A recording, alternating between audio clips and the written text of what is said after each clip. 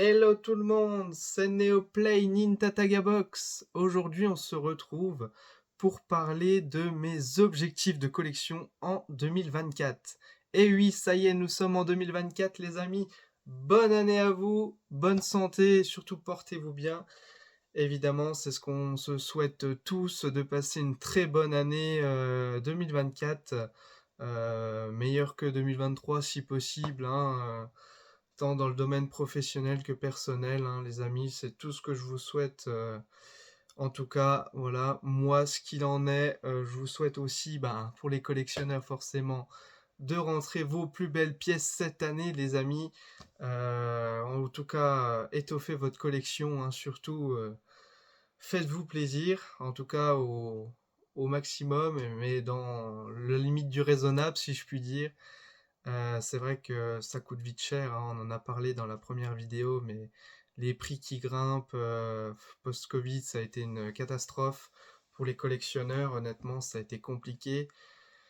Mais bon, après, voilà, hein, quand on a une passion, on ne lâche pas, c'est vrai, hein. Moi, je vous avoue que là, on voit en fond ma collection PlayStation, notamment PlayStation 4. C'est vrai que ça a été une grosse collection pour moi, mais je vous cache pas, hein, je ne l'ai pas trop précisé lors de ma première vidéo, mais je fais aussi beaucoup de rétro, hein. Je ne suis pas que sur de la next gen, hein, au contraire. Je fais aussi beaucoup de rétro et je collectionne tout en fait, hein, clairement. De toute façon, vous avez bien compris en introduction de ma première vidéo que je faisais beaucoup de marques et c'est vrai que ça s'éparpille assez rapidement et on arrive à trouver, ben, enfin, on arrive à se perdre assez facilement finalement, hein. Parce que quand on veut une console et après les jeux, et ben c'est compliqué des fois de trouver certains jeux, d'autant plus que certains jeux ont dépassé le prix de la console, donc des fois c'est très compliqué d'avoir de beaux jeux sur une console particulière. Bon, bien sûr, je ne citerai pas Neo Geo, hein, mais bon, on est obligé de le mentionner, hein, malheureusement, ça coûte très cher. Euh, ce que je voulais vous dire de plus sur cette année, oui, donc par quoi je vais commencer. Il est vrai que j'aime beaucoup la GameCube, donc peut-être que j'essaierai de trouver quelques petites pépites sur cette console. Du jeu que je n'ai pas encore, hein. Bon, je ne prétendrai pas faire un full set sur cette console. Tout le monde sait que certains titres dépassent les 4 chiffres, donc ça devient n'importe quoi. Et de toute façon, même si je serais prêt pour faire du full set à mettre peut-être 4 chiffres, mais bon, ça commence à faire vraiment mal pour un jeu. Autant une console, des fois, ça peut se justifier, mais là, un jeu, ça devient très compliqué, surtout quand on ne sait pas l'avenir des jeux vidéo au niveau physique, hein, j'ai envie de dire qu'on ne sait pas si les disques vont tenir dans le temps. À quoi bon mettre 1000 € dans un jeu aujourd'hui qui peut-être dans 3, 4, 10 ans, on ne sait pas, hein, pourrait éventuellement être HS. Et du coup, on serait dégoûté d'avoir mis 1000 € dans un jeu qui peut-être dans 10 ans, on ne pourra même plus y jouer en fait. Donc ouais, GameCube, peut-être un ou deux jeux, notamment le Fire Emblem. Qu'est-ce que je voulais d'autre? Peut-être le Pokémon Channel, le Mario Baseball. C'est mes trois licences que je préfère. Zelda, ah oui, Zelda Twilight Princess, j'allais l'oublier. Et puis le Force Word sur GameCube aussi. Il me plairait bien en big box, hein, bien entendu.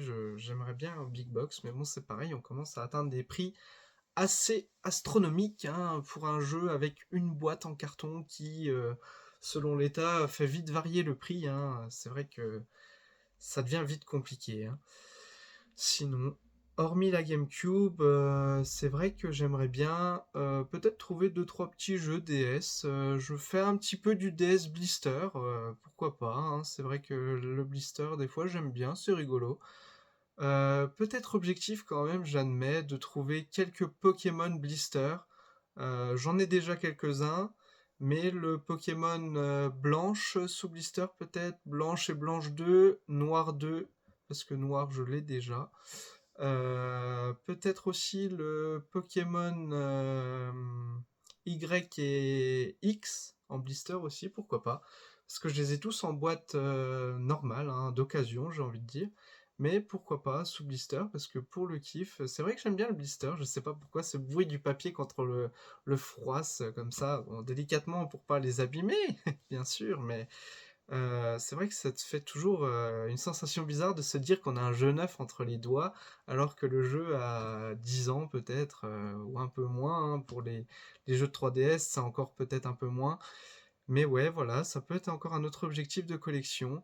Et sinon, c'est vrai que moi, je vous avoue que j'ai beaucoup commencé par la console, en fait. Au départ, moi, quand j'ai collectionné, mon but premier, c'est vrai que je ne l'ai pas trop mentionné dans ma première vidéo d'intro, mais j'ai beaucoup du coup rentré en lot effectivement, mais je voulais surtout compléter, et le but c'était d'avoir toutes les consoles sur les plateformes, on va dire les plus connues, enfin sur les marques les plus connues, de consoles qui ont existé en fait. C'est pour ça, d'où mon comme je vous ai dit, mon pseudo YouTube, et puis mes objectifs sont en lien avec ça, donc de finir en trouvant les consoles de chaque constructeur et en ayant toutes les consoles de chaque constructeur, chaque modèle.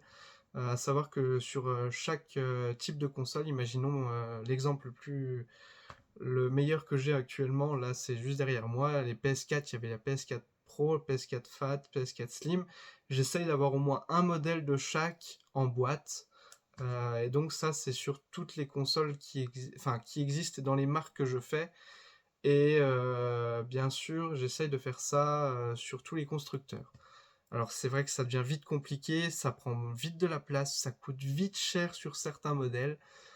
J'essaye de rester dans des choses européennes, sauf exclus vraiment sympas, japonaises ou américaines, sait-on jamais. Mais par exemple, je pense à la GameCube Panasonic Q.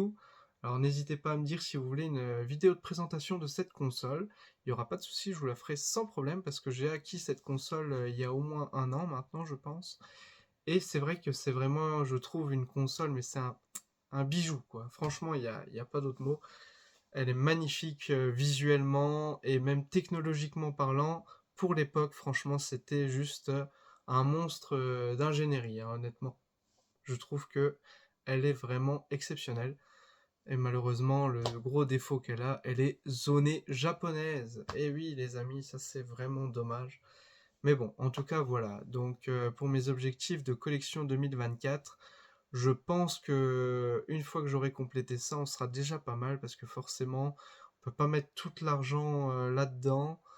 Mais bon, après peut-être quelques petits jeux PS3, PS4 par-ci par-là, PS2 aussi peut-être un petit peu, certains que je recherche, notamment le Kuon, et puis le Castlevania sur PS1, hein, bien sûr, hein, deux gros titres qui commencent à vraiment faire mal aussi au porte-monnaie. Mais bon, j'avoue que je suis amoureux des beaux titres et juste pour le kiff, j'aime bien jouer à ces titres qui paraissent très chers à l'achat et en même temps tellement bien critiqués.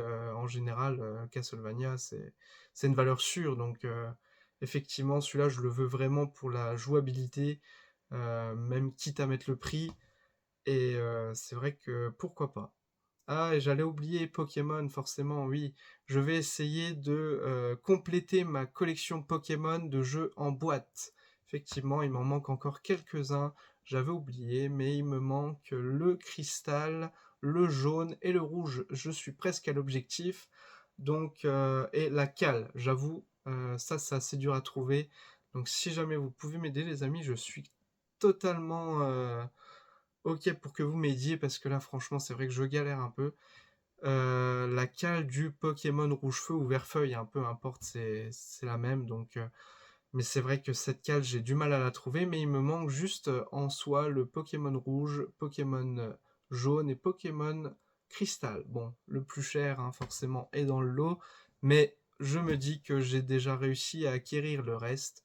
C'est déjà très très beau.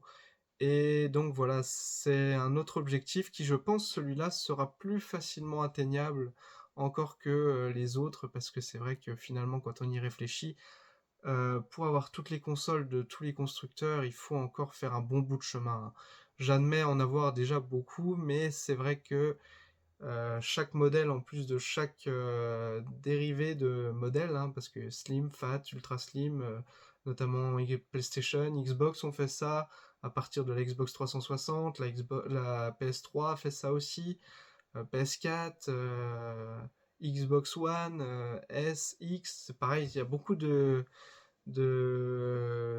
dérivés entre guillemets de Xbox, donc forcément, et de PlayStation, donc ça prend vite de la place et ça coûte vite cher, hein, franchement, quand on essaye d'avoir chaque variante de chaque modèle. Donc c'est vrai que l'objectif est peut-être plus long à atteindre et peut-être que j'aurai plus de difficultés. Mais bon, qui sait, peut-être que j'aurai l'occasion d'en trouver à prix raisonnable, hein, avec le temps, pourquoi pas. Il faut espérer, en tout cas, jamais perdre espoir, les amis. C'est surtout ça le plus important. Et vous voyez comme quoi, des fois, on peut trouver des jeux, bon, toujours chers, mais assez exclusifs, dans des magasins d'occasion, finalement, et qui, comme je vous ai présenté dans la vidéo avant, et c'est vrai que c'est assez peu courant, hein, quelque part, et quand on les trouve, eh ben, il faut pas rater les occasions, les amis.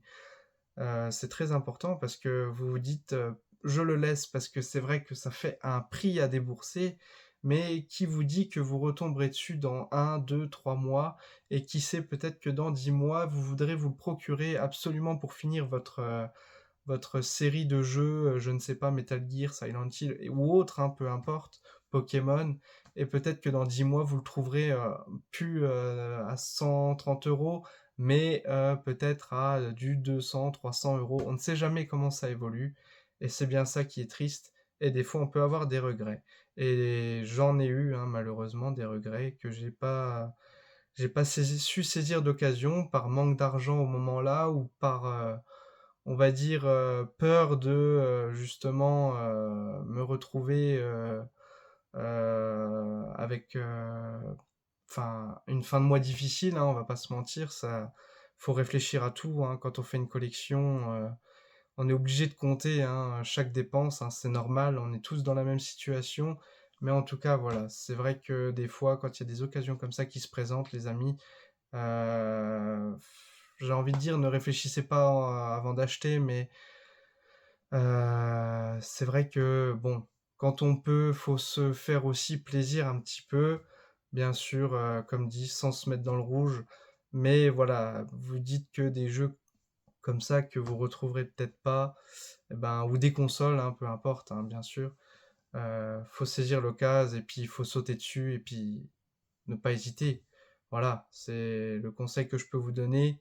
Ne pas hésiter en restant raisonnable. Voilà, c'est le mot maître de cette fin de vidéo. Et puis, je vous présenterai donc dans une prochaine vidéo une autre console, du coup, comme je vous ai dit, assez spécifique, et je suis pas sûr que la plupart d'entre vous la connaissent.